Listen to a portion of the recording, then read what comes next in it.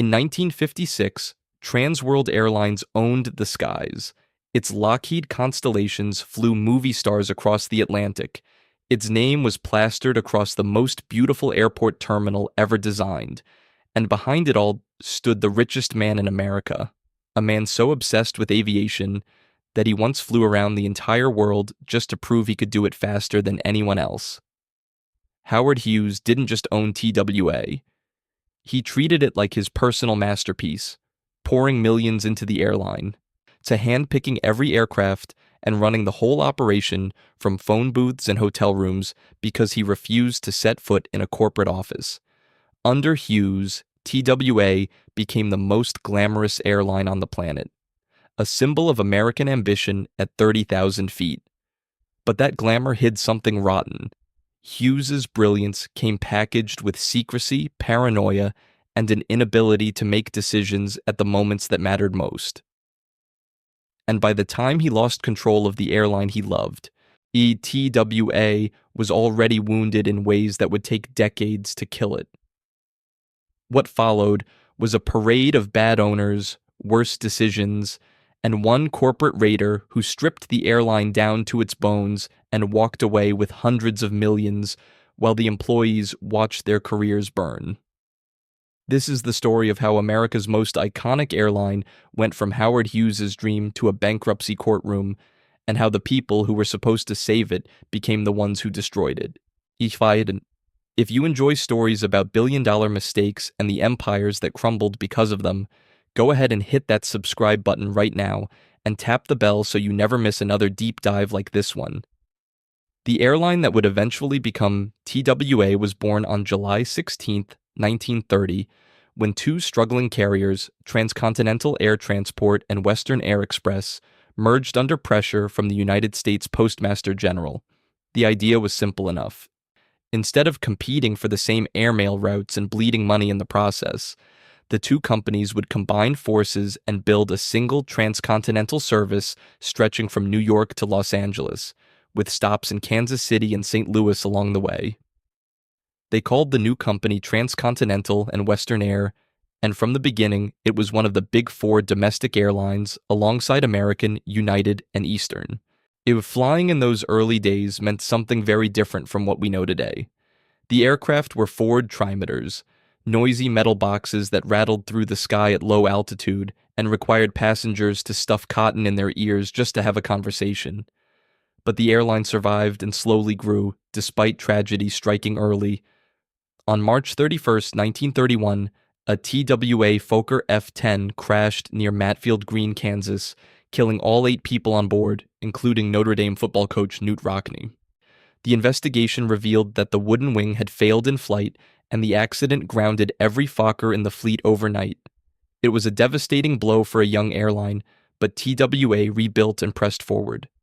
By 1934, a 30-year-old Hollywood stunt pilot named Jack Fry had taken over as president, and he immediately began pushing the airline toward faster and more advanced aircraft. Fry was a true aviator, and a man who understood that the future of air travel belonged to whoever could fly higher, faster, and farther than the competition. And that obsession with performance led him to make a phone call that would change the airline's destiny forever. In 1938, Fry reached out to Howard Hughes, the eccentric billionaire, movie producer, and record-setting pilot who had just flown around the world in 91 hours, shattering every previous record. Fry convinced Hughes to finance the purchase of Boeing 307 Stratoliners, the first pressurized commercial aircraft in history, and in return, Hughes began quietly buying TWA stock. By 1939, he had acquired a controlling interest for roughly $7 million, and just like that, one of the most complicated men in American history took the wheel of one of the most important airlines in the world. If you are finding this story interesting so far, if you do me a quick favor and hit the like button. It helps this video reach more people who love stories like this, and it only takes a second. Howard Hughes never held an official title at TWA. He never sat in a boardroom or signed his name to a memo.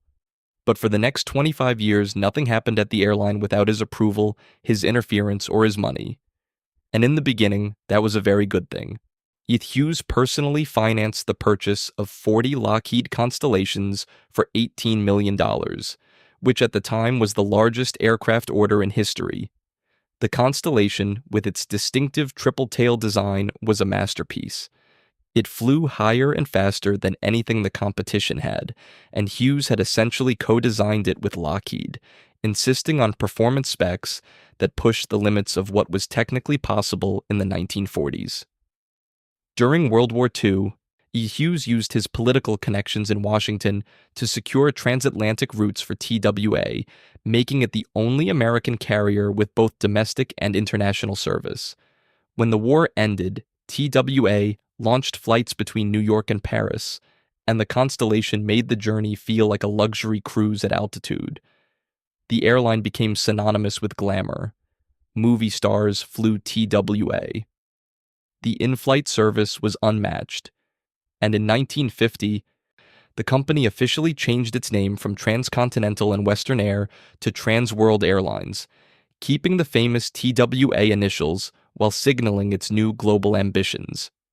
Hughes also commissioned the legendary architect Eero Saarinen to design the TWA Flight Center at what was then called Idlewild Airport in New York, later renamed John F. Kennedy International.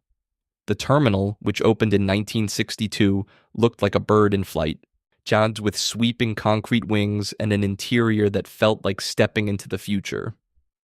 It became one of the most photographed buildings in America and cemented TWA's reputation as the airline of the jet age. But behind all that glamour, there was chaos.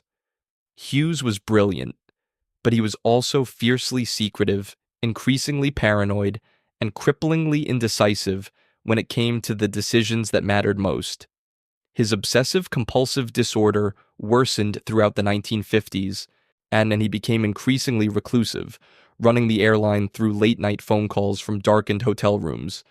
He was known to keep TWA aircraft grounded for his personal use, sometimes for months, while his executives begged him to return the planes to service. And his inability to commit to decisions at critical moments nearly destroyed the airline during the jet race of the late 1950s, when United Airlines, American Airlines, and Pan American World Airways placed massive orders for the new Boeing 707 in the mid-1950s. Hughes refused to let TWA follow suit. He wanted something better, something custom-built to his specifications. He approached Convair about designing an entirely new jet aircraft for TWA, but then could not decide between the two concepts Convair offered, and the project collapsed after months of indecision. Convair eventually abandoned the whole effort. Meanwhile, American and United were taking delivery of their 707s and pulling ahead in the market.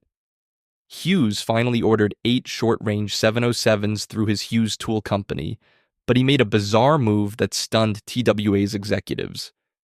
He told the airline it would have no rights to the aircraft. He was essentially holding the planes hostage through his own holding company. As one longtime TWA executive later wrote, 8 domestic Boeings were better than none, but they were not nearly enough to protect TWA's market share against the coming wave of jets from American and United. Hughes eventually placed larger orders for both 707s and Convair 880s, along with new engines, totaling roughly $400 million. But there was a massive problem. Hughes did not have the cash to pay for them, and he had waited too long to secure financing from banks. The lending institutions saw their opportunity.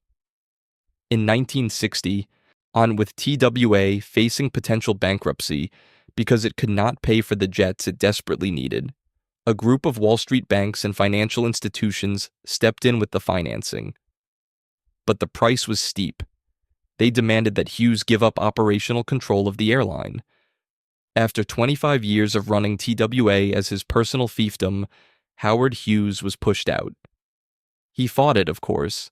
A tangled web of antitrust lawsuits and civil litigation followed, with court hearings that dragged on for years. Hughes, true to form, refused to appear at any of them. Finally, in 1966, he sold all 6.5 million of his TWA shares for over $500 million and walked away from the airline industry entirely to focus on his growing empire of Las Vegas hotels and casinos. TWA had survived Hughes, but just barely. The airline he left behind was bruised, indebted, and entering a new era without the one man who, for all his faults, had genuinely loved it. The managers who took over TWA after Hughes had a fundamental problem that would haunt the airline for the next 2 decades.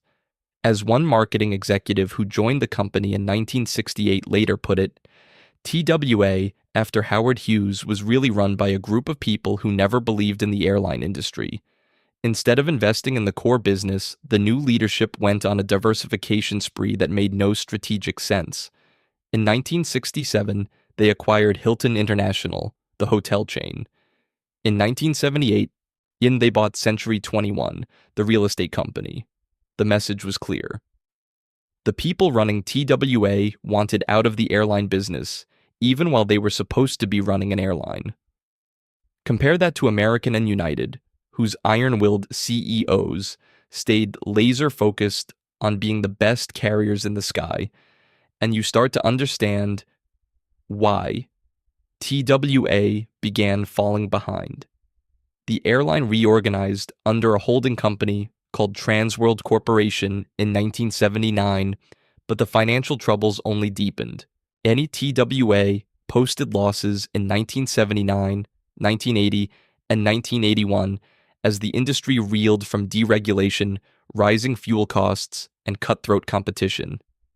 The Airline Deregulation Act of 1978 had thrown open the doors, allowing new low-cost carriers to flood the market, and legacy airlines like TWA, saddled with expensive labor contracts and aging fleets, were suddenly fighting for survival against nimble competitors who could undercut them on price.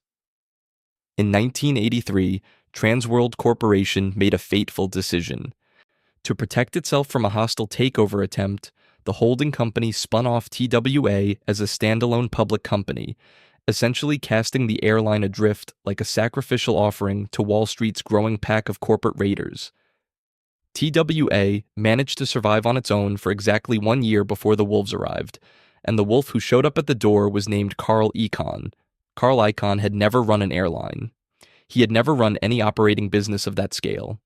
What he was very good at was buying undervalued companies, pressuring their management, and extracting money.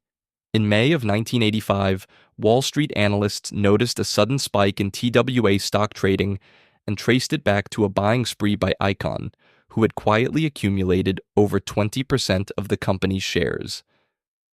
TWA's president and CEO at the time, C.E. Meyer Jr., publicly declared that Icahn's presence was uninvited and undesirable. The airline sued him in state and federal courts.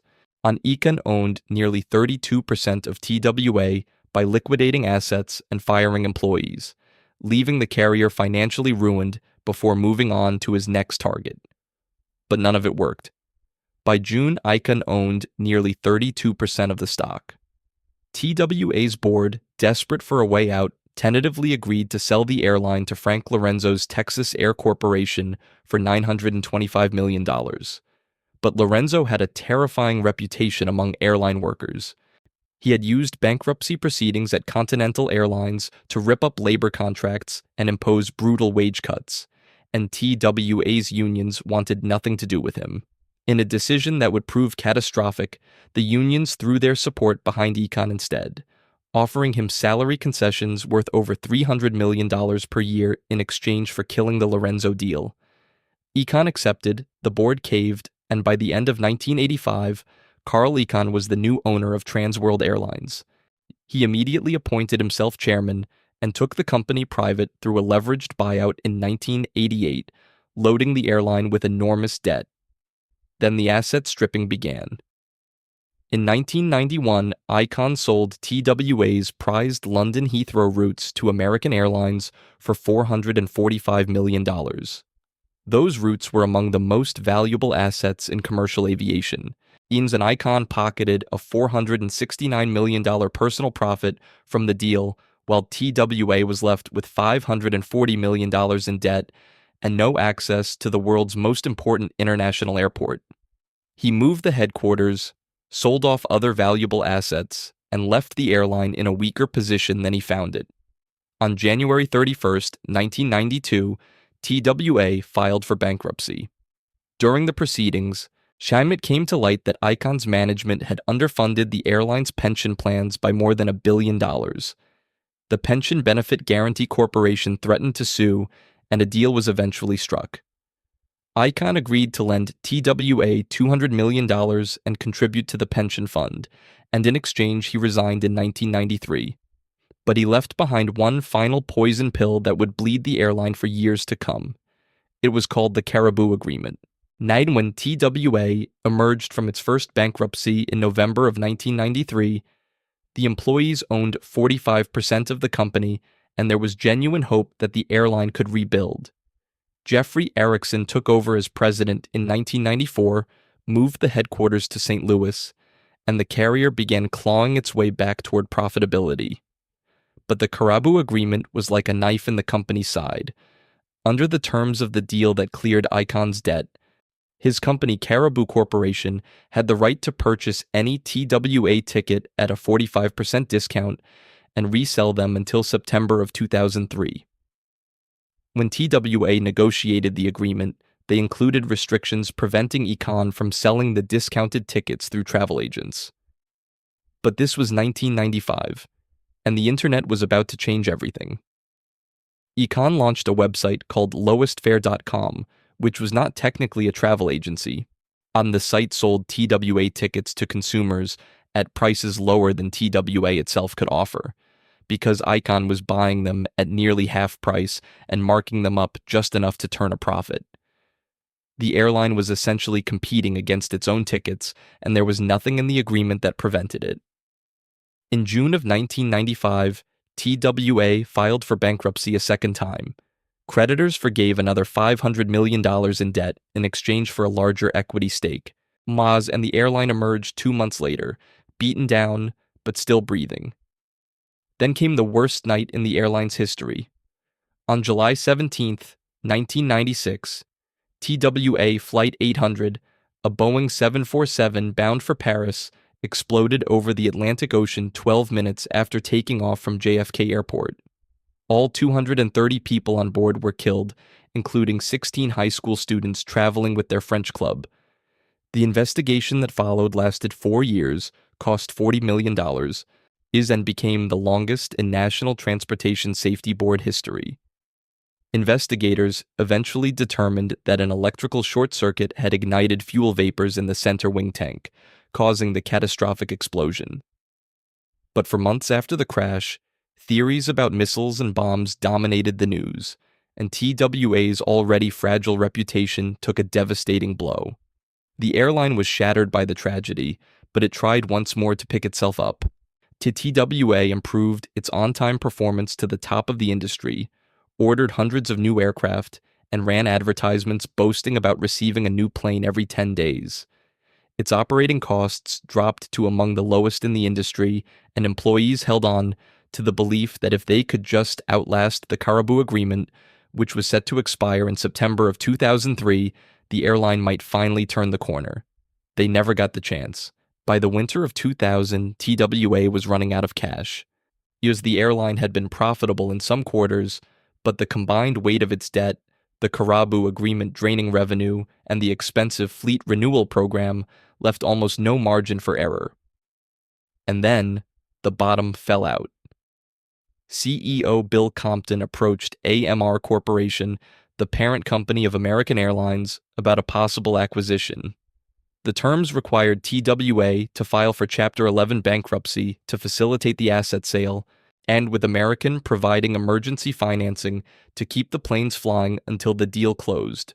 On January 9, 2001, Compton held a press conference to announce TWA's third and final bankruptcy, along with the purchase agreement with American Airlines. The reaction inside the company was split. Some saw it as the only option, a mercy killing for an airline that had been dying for 2 decades.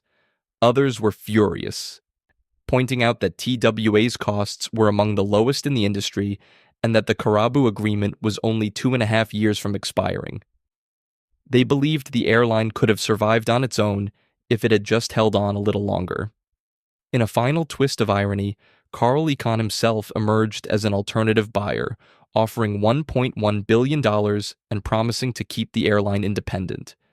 but the bankruptcy judge dismissed his offer, and even if it had been taken seriously, TWA's employees had such deep hatred for Icahn that they would have marched off the American Airlines plank willingly rather than go back to him. The bankruptcy court approved American's purchase. The total value of TWA's assets and assumed liabilities came to roughly $2 billion, a fraction of what the airline had once been worth. Throughout 2001, the two airlines began merging operations, with TWA employees integrated at a disadvantage under American's seniority system. On November 30th, 2001, TWA made its final bookings. The next day, December 1st, 2001, an MD-83 painted in a special commemorative livery called Wings of Pride flew the last TWA flight, a scheduled service from St. Louis to Las Vegas, along with a ceremonial flight from Kansas City to St. Louis. At 10 o'clock that night, workers took down every TWA sign at every airport across the country. At midnight, after 71 years of continuous operation, World Airlines ceased to exist. American quickly gutted what remained. The St. Louis hub that TWA had built into a major operation with over 800 daily flights was slashed to just over 200.